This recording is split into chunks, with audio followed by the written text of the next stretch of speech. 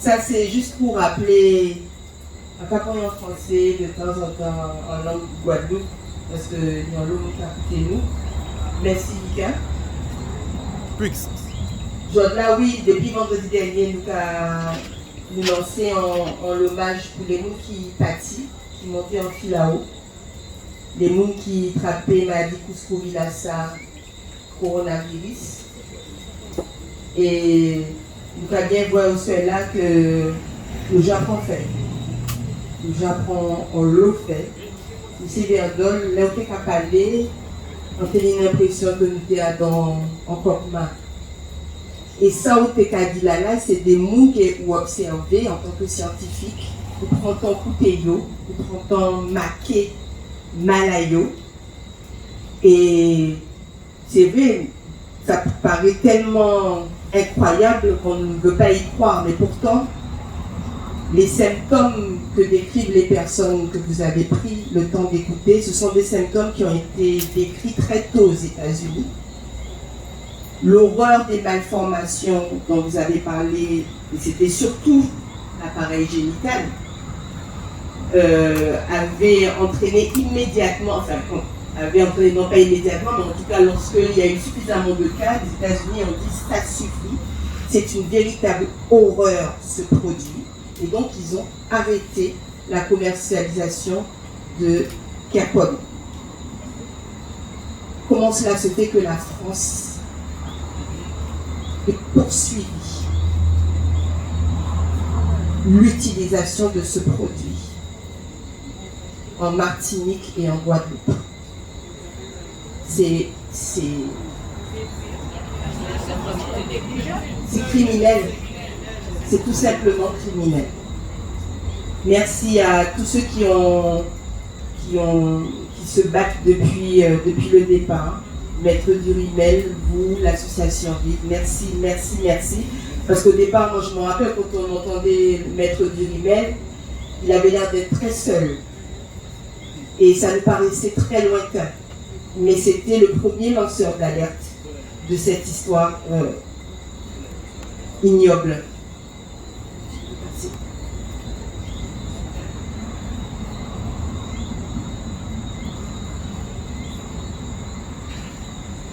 Claude École, Kassapé fait si qu'est en nous.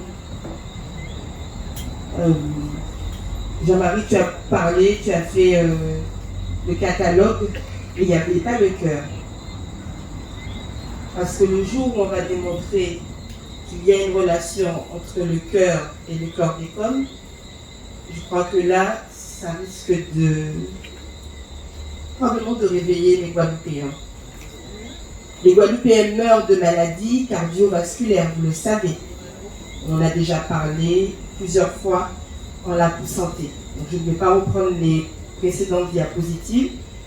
Je vais simplement vous faire une petite balade rapide de raisonnement scientifique qui doit nous questionner sur la nécessité de faire des études rapidement pour voir s'il y a une relation entre notre intoxication, notre empoisonnement au chlordécone et les différentes maladies cardiovasculaires en Guadeloupe. Tu peux passer.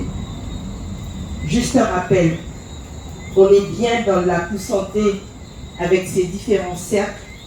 Je vous rappelle que la santé, ça n'est pas seulement l'absence de maladies ou d'infirmité, d'après la définition de l'Organisation mondiale de la santé, mais c'est la sensation aussi de bien-être physique, mental et sociétal. Il y a plusieurs déterminants de la santé, dont les déterminants environnementaux. Et c'est pour ça que ce sujet de ce soir est éminemment important, parce que l'empoisonnement de nos corps est un déterminant fondamental du mal-être des Guadeloupéens. Et c'est également un déterminant de la méfiance naturelle des Guadeloupéens face aux propositions dites thérapeutiques de l'État. Il est normal, après un empoisonnement par un État qui est censé nous protéger, que la population se soit méfiée. Je peux passer.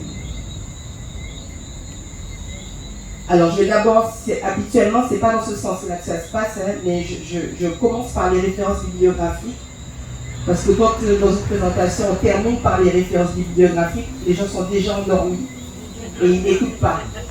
Tout ce que je vais vous dire a son support sur ces références-là. La première, depuis 1990, une étude fondamentale a été réalisée chez des rats. Cette étude s'appelle Effect of Chlordécone, donc Kepone, on Calcium Transport Mechanism, Innovate Heart, Sarcoplasmic Reticulum. Et donc cette étude a montré qu'en utilisant le Kepone, donc le chlordécone, on bloquait le fonctionnement du cœur chez les rats. 1990. Par l'intermédiaire de l'altération de la phosphorylation d'une protéine qu'on appelle phospholamban. On va en parler tout à l'heure. Ça, c'est la deuxième publication qui est parue dans Nature Reviews Molecular. Une autre publication, c'est une publication sur les mutations de la phospholamban chez l'homme. Donc là, on passe du rat à l'homme. Et cette protéine qui mute à cause de la chlordécone, eh bien, cette mutation entraîne des cardiomyopathies dilatées. Donc ça a été observé chez l'homme. Donc le cœur se dilate. Et quand le cœur se dilate, ça entraîne une insuffisance cardiaque. Une autre étude que j'ai regardée, c'est une étude plus récente en 2019 qui est parue dans Heart en 2019. Et cette étude montre l'association des pesticides chez les agriculteurs de l'Amérique du Sud et de l'Amérique latine. Très récemment, on a observé que les agriculteurs latins qui étaient exposés aux pesticides avaient des manifestations cardiaques plus importantes que la population non exposée aux pesticides. Donc ça commence à sortir, ça date de 2019. Je peux passer. Une autre étude, c'est pareil, hein, c'est plutôt à l'ouest, à l'est, pardon. Voilà, Association d'études occupationnelles exposure du pesticide en cardiovascular disease incidence. Ensuite, on a la cardiotoxicité des pesticides. Est-ce que le fait d'être africain est un facteur de risque en plus d'être exposé aux pesticides?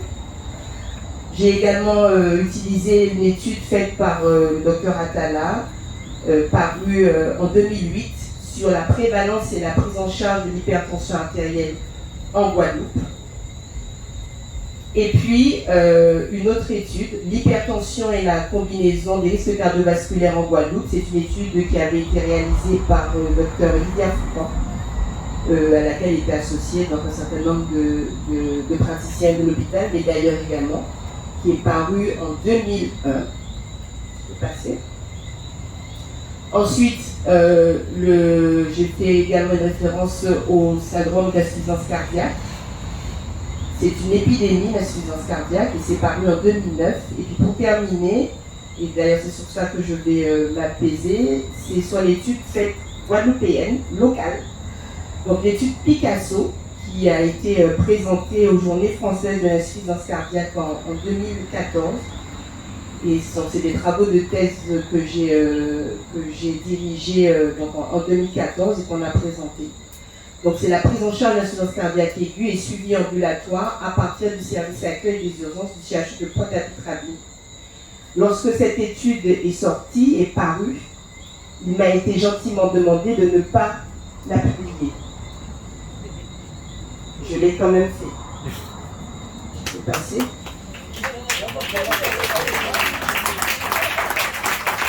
Tu peux passer. Donc, l'insuffisance cardiaque aiguë, c'est une épidémie. Et donc, bien avant le Covid, tous les scientifiques et les médecins s'accordaient à dire que l'épidémie du XXIe siècle, c'est l'insuffisance cardiaque. C'est-à-dire que c'est l'aboutissement de tout ce qui n'est pas bon, de notre mode de vie, qui n'est pas adapté, de l'hypertension artérielle, du diabète, de l'obésité, de l'alcool, des toxiques, des pesticides, tout ça, ça donne l'insuffisance. Et le virus, tout ça, ça donne l'insuffisance cardiaque. Et donc, ils avaient déjà projeté que 21e siècle, ce sera l'épidémie. Avec un taux de mortalité important, c'est-à-dire qu'à partir de 45-50 ans, 1 à 2 adultes sur 5 va développer une insuffisance cardiaque et décéder d'une insuffisance cardiaque. C'est dans les revues épidémiologiques. Aux États-Unis, on a 34 millions de personnes qui sont hospitalisées par an pour cette maladie. En France, 150 000 personnes par an sont hospitalisées pour cette maladie. Je peux passer. Voilà un agriculteur guadeloupéen qui finit ses jours au CHU. C'était avant l'incendie. Je vous ai déjà montré cette photo, mais c'est ma photo de référence. Et en fait, ce monsieur était venu plusieurs fois en décompensation cardiaque. Là, c'est de l'eau qu'il a dans le ventre. Et lorsque tout à l'heure, le docteur Verdol a parlé des gonades qui se gonflaient, qui dégonflaient, et le médecin qui retirait du liquide des gonades, il est possible que ce patient avait donc de l'eau dans les gonades parce qu'il faisait donc peut-être une poussée d'insuffisance cardiaque, voilà, liée aux pesticides. C'est possible. Je peux passer. Dans cette étude Picasso, on a regardé d'où venaient les Guadeloupéens qui venaient en insuffisance cardiaque. Donc ils venaient surtout au CHU de la zone urbaine. On avait très peu de patients du Nord-Grande-Terre, pas du tout de Marie-Galante, de la Désirade. On a regardé ça sur une année. Et c'était très curieux parce qu'on se disait, mais est-ce que les gens du Nord-Grande-Terre, est-ce que les cultivateurs finalement, est-ce qu'ils sont épargnés par la maladie ou est-ce qu'en fait ils n'ont pas moyen d'accéder aux soins? En fait, on s'est rendu compte que c'était sûrement parce qu'ils n'avaient pas la possibilité d'accéder aux soins, parce qu'on a étudié de près Marie-Galante. Je peux passer. Quels sont ces patients qui viennent en insuffisance cardiaque à l'hôpital? Ce sont des hommes, dans 52% des cas, et la moyenne d'âge, c'est entre 60 ans et voyez, 90 ans. Mais vraiment, la plus importante tranche d'âge, voilà, entre 80 et 89 ans, c'est-à-dire en bout de course, les gens finissent par être en insuffisance cardiaque. Tu peux passer? La diapositive. Ah oui, c'était là d'abord. Comorbidité, le mot que vous avez entendu depuis très longtemps, nous on le connaît, c'est un gros mot. Mais les gens qui ont des comorbidités, qui viennent avec cette maladie qui est finalement le terminal de tout ce qui nous empoisonne la vie, mais ce sont des gens qui sont hypertendus dans 80% des cas, diabétiques dans 42% des cas, qui ont déjà fait un AVC dans 13% des cas, merci Nicolas, c'est super, et dans 22% des cas qui ont une insuffisance rénale. Ce qui nous avait choqué dans cette étude, c'est que ce sont bien les agriculteurs et les pêcheurs guadeloupéens qui sont le plus touchés par l'insuffisance cardiaque. On a regardé leur classification socio-professionnelle et dans 28% des cas, en tout cas dans ce qu'on a pu recueillir comme données, il s'agissait d'agriculteurs et de pêcheurs. Alors, qu'est-ce qu'il y a à voir entre le cœur et le chlordécone? Je peux passer.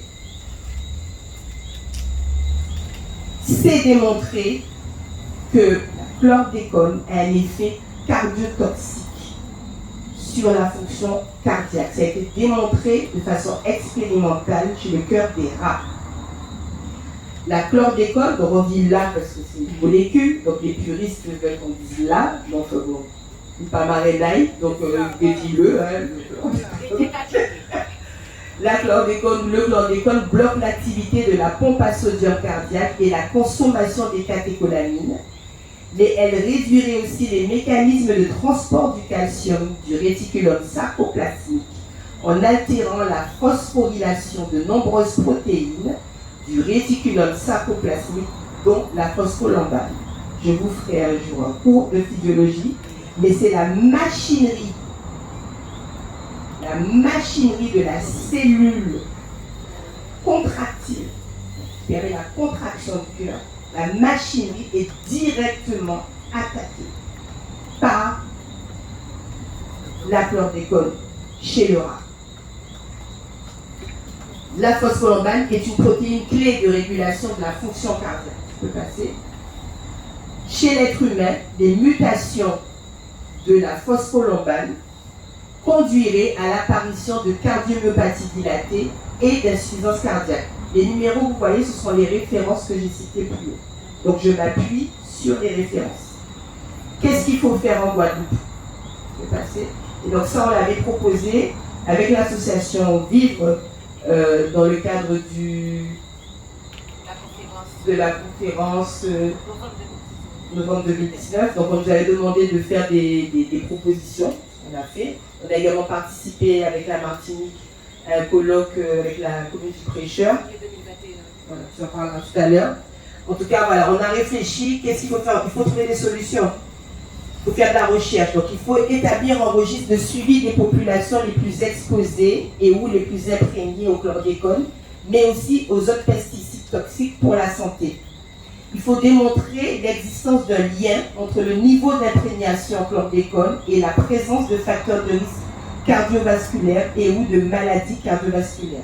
Il faut étudier la corrélation éventuelle entre l'exposition professionnelle au chlordécone, le niveau d'imprégnation, le lieu de résidence, le mode alimentaire et la présence d'au moins 4 facteurs de risque cardiovasculaire, et ça on est servi, ou de maladies cardiovasculaires dans les populations particulièrement exposées, ce sont les agriculteurs et nos pêcheurs.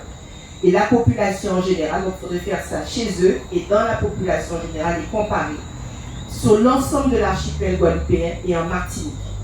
Il faudrait proposer une prise en charge cardiologique spécifique, adaptée des populations avec facteurs de risque cardiovasculaire et ou atteintes de maladies cardiovasculaires pour lesquelles le lien avec l'exposition et où le niveau d'imprégnation aura été établi. Voilà les perspectives. Nous disons merci en l'eau.